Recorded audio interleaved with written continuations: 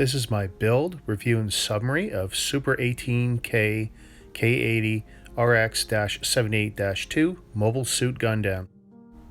This isn't an official Bandai licensed set by any means. And from my limited research, while it's not a one-to-one copy of Jan Lego's design as it appears on Flickr, it is pretty close. When I first saw this published online, I had assumed that Lepin had finally copied the 10,000 piece set that we saw almost a year ago being advertised on AliExpress. This wasn't the case with Super 18K's K80 set though. At 2/3 the size of the original Lepin advertised set a year ago, this Jan Lego inspired set at 3,500 pieces and standing almost 24 inches tall is still pretty impressive. Upon arrival, after opening the box, it's pretty intimidating seeing 39 bags full of parts for what is probably the largest non-Lego Lego compatible set that I've ever built. I'm also pretty sure that I'm one of the first in North America to actually build this set. After I saw photos published of it actually being in warehouse, I jumped to order it as fast as possible. Opening the bags and looking at the manual, I was instantly impressed with the quality of the manual and the quality of the bricks. It's the best non-Lego building brick I've ever played with or built with. Color quality, clutch, grip, consistency, all on par with Lego. As you can see from these up and down pan shots, he's tall, he's big, he's beautiful, and he's heavy. Some of the pre-release photography to promote this set online was clearly lifted from Jan Lego. And of course, that's also a little disappointing because we are not building Jan Lego's Gundam here. There's definitely some differences, especially when you compare it to the photos on his Flickr account, which is a shame that we don't get an opportunity to build his actual set. Maybe someday someone will license his set and we can actually build his build as intended. At the time I built Gundam, there really wasn't much in the way of reviews or videos online, and the few who had built them had a pretty miserable experience. Gundam would keep falling apart, his legs are too heavy for the upper leg joints, the hip joints were miserable, the turntable's not enough to support the upper body, the arms would fall out easily, the gun would fall out of the hand. I ended up experiencing all of those problems and more while building this set online, streaming live, across 5 different days, 7 or 8 different sessions, 19 hours. I'm not the fastest builder in the world, but there were definitely issues and problems that had to be overcome to get to this point where I could show off this beautiful set. This isn't a plastic model set by Bandai, and if you want to pose them like a plastic model set by Bandai, I think you're going to be sorely mistaken and upset.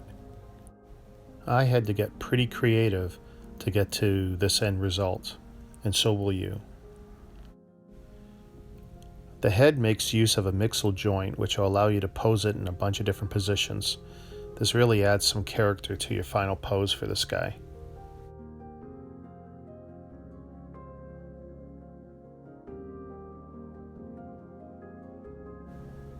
There's a 4x4 turntable that is used for the hip rotation joint. It's strong enough if you don't move the Gundam ever. And if you haven't fixed the hip joint, you may not even get to this point.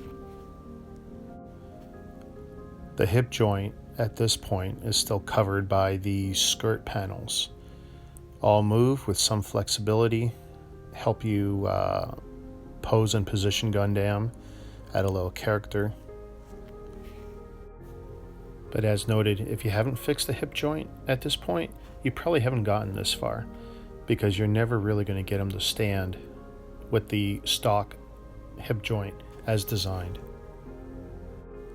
Those shoulder pauldrons there that I was just touching, those were miserable. They collapse in your hands.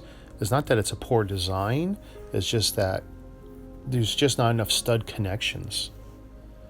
Everything's got a either rotation joint or a ball joint here. The shoulder's got a bunch of them. You can rotate the arms. There's a ratchet joint. There's, the mixel joint that connects the hand to the lower arm. There's a lot of potential here. And as you can see, I just knocked the thumb off. It's connected with a pneumatic T-point joint.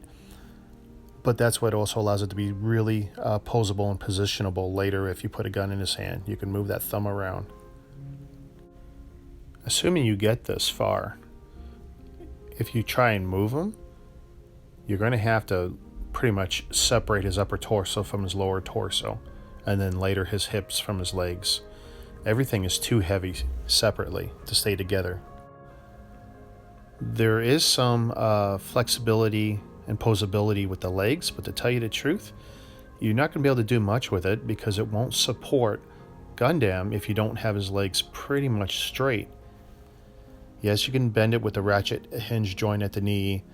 The ankles do swivel a bit. There is some forward-backward movement, but it's not a lot. And like I said, you do need to support the weight of Gundam, so you're not going to be doing a lot with this. If you want to bend the legs outwards from the hip joint, if you haven't done anything to fix it, you're pretty much going to destroy them. The stock design just does not work here properly. Literally only 2x4 tiles are supporting the hip joints. It's ridiculous. But I fixed it. And I'll show how I did that. I removed this apparatus completely from the stock design because it's horrible. I used these parts. And then I started disassembling Gundam slowly, taking the front cod piece off, taking the legs off, which isn't hard, removing the apparatus, and here's the assembly of my Technic beam that I'm going to replace that apparatus with. Now it's just a matter of rebuilding the lower torso with my beam instead of the stock design. Now we have to remove those Technic joints from those legs. Once removed, then it's just a matter of rebuilding using my beam and reconnecting everything up. With this fully removed, this flawed part of the old design, now we can rebuild the other leg and get Gundam standing again. The now fixed lower torso with my fix can now at least support the bending of the hip joint. It's still not going to be able to support the legs. If you were to lift the torso off the stand, the legs would just fall and collapse. You have to take great caution when reconnecting the legs. It's an important part of the support structure for this build. The gun's a pretty cool build. It's pretty fragile though. You could glue it if you really wanted to. I don't think it's necessary. It consistently falls apart into 3 pieces though if you're not careful. With some creative positioning of the T-joint at the thumb, you can actually have the thumb wrap around the gun handle pretty neatly. Looks pretty cool. The arm's not too bad. A lot of flexible points, but it will fall out a lot. That one end there where it connects to the shoulder, it's pretty miserable. An axle fits in there, and you do have to be careful when attaching it, but any real movement and you'll probably knock it loose eventually. I could see a lot of people wanting to glue it There's definitely a way to modify it to make that stronger. I'm probably going to put a longer axle in there. It's definitely not an insurmountable problem to fix. I found the backpack being hollow pretty problematic while building. My solution was to fill it with bricks and plates. I also wasn't happy that the thrusters were moving around too loosely, so again, some more plates fix that. The few people I have seen online who have this set complain about the turntable joint. I didn't bother fixing it because once I fixed the hip joint, I found that the turntable was not a problem for me. I had to replace the yellow axle as shown because it wasn't actually long enough to function. I used the gray axle and 2 bushings. I found that the hinge and 2 plates used on the top of the stand was actually a big part of the stability problem, so I replaced that with just a solid 2x2 brick.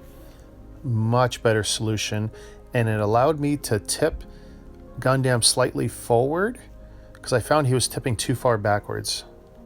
Fortunately, there's only about 5 or 6 stickers in the whole set, and they're pretty tasteful, and they add to the build, but you could easily do without if you had to.